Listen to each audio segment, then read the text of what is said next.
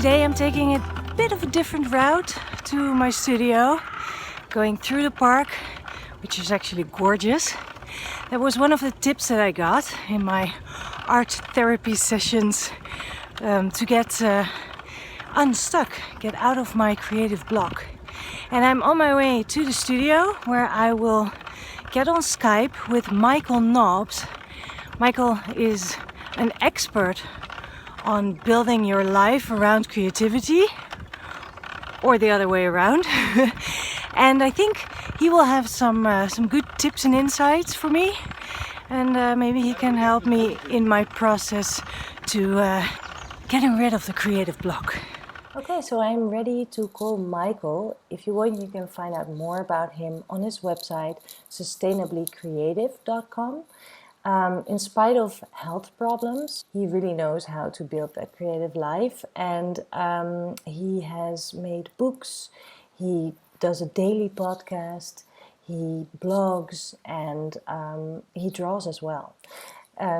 So he has a lot of creative endeavors, and I am very curious what kind of tips he might have for me. Hi Michael, it's great to see you. Hi, Koosje. It's been a while. It's been a year, in fact, almost exactly. Oh, wow, that's amazing. Yes, I didn't even realize. So just checking back in, and thank you for taking the time for a call with me. So let me first explain what's been going on, just in short. So a few weeks ago, I suddenly realized that I was experiencing a creative block. And it was actually quite shocking because it hardly ever happens to me, or maybe it does, but I just forget about periods like that.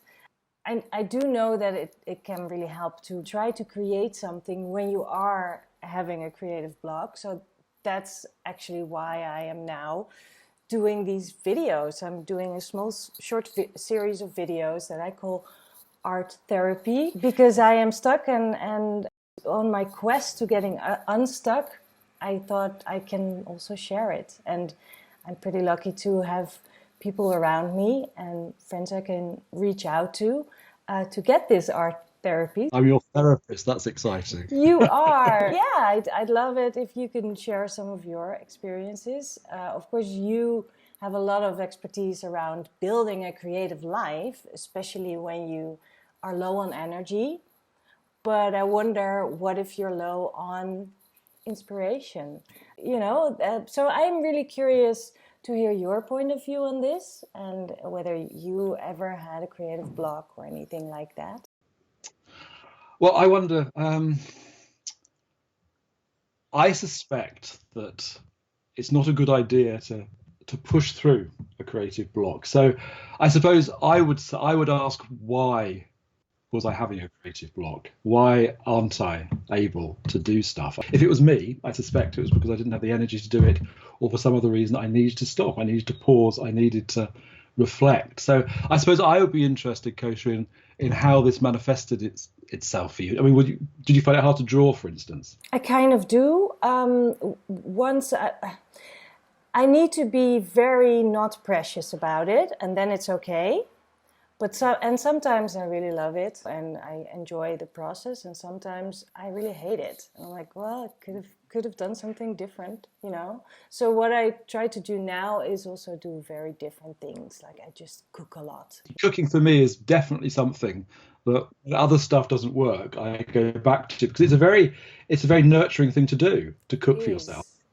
So it works on the creative level, because cooking is and can be very creative depending how you do it, and also it physically helps to look after you. You're giving yourself that's something that you need. So I think there probably are things you can do like that, but I would be so wary of this feeling that you need to push through the block to get past it somehow, because for whatever reason I think it's there. I think often a lot of people I talk to come to me because they're not doing what they want to do, but it's not that they're lazy. People are really scared they're lazy. It's not that. There's another reason, often a very real reason, and maybe it's a physical reason, maybe it's a mental reason. But I think pushing through it might help in the short term, but I just think it's going to come back. So I think sitting with it would be my biggest advice. Sitting with it, find other things that you actually genuinely enjoy doing.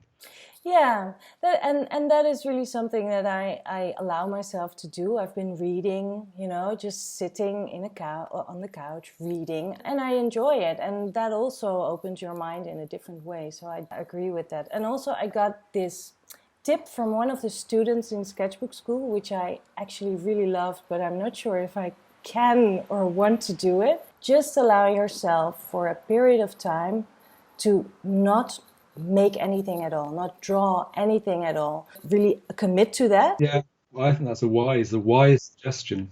And she said, and you'll see that probably you can't even get through the end of that period because you're itching to make something.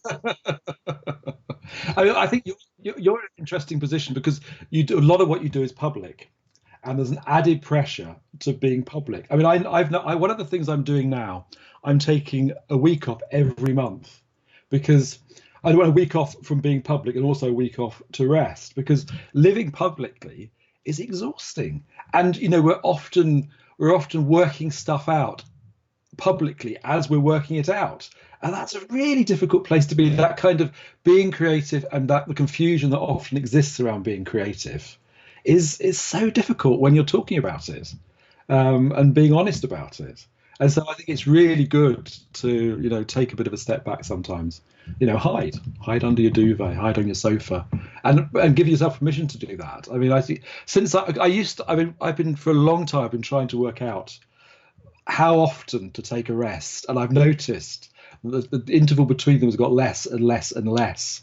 And now this idea of 1 week every month, when I first thought of it, I felt like I couldn't do that. I felt like it was far too much. But now it just feels like a no-brainer.